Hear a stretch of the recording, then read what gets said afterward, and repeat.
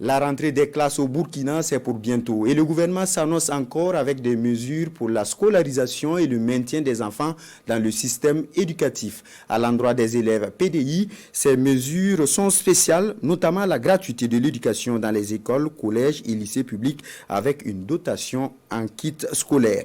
Découvrons l'ensemble des mesures dans la région du Nord avec Abbas Traoré et Aïcha Dianda.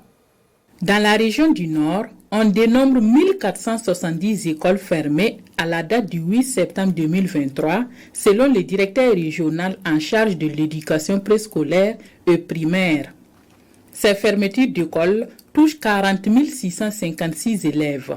Des élèves déplacés internes EDI qui ont besoin d'accompagnement pour poursuivre leur scolarité. Ces EDI bénéficient de la part de l'État et ses partenaires de la gratuité de l'éducation dans les établissements publics, la dotation en kit scolaire, de nouvelles infrastructures scolaires pour les accueillir dans des zones plus sécurisées.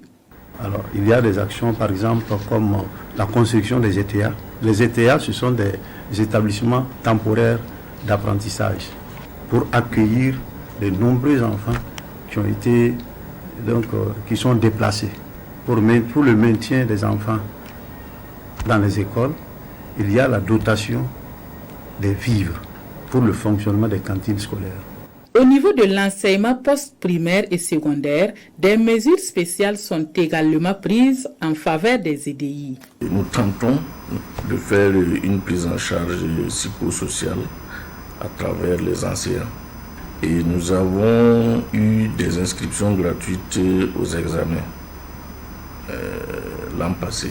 Je pense que cette année, et ça va se répéter.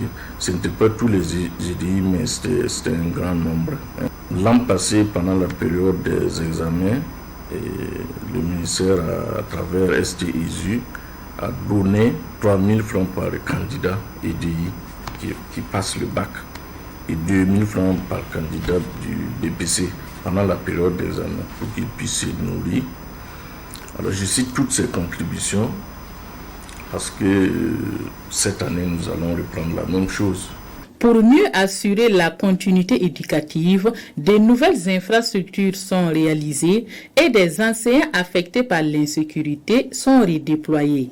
Lorsque les écoles sont fermées, alors il y a des initiatives qui sont prises au niveau des SEB, au niveau des provinces, pour la réouverture des écoles. Donc des écoles sont entièrement réouvertes dans des localités, dans les grandes villes. Il y a également des créations de sites. Donc, un site peut regrouper 6 à 7 écoles et pour continuer les études. Et ce sont les mêmes enseignants, ce sont les enseignants de ces écoles-là qui sont titulaires, qui assurent les cours dans ces sites. D'énormes efforts sont consentis pour la scolarisation et le maintien des enfants burkinabés dans le système éducatif.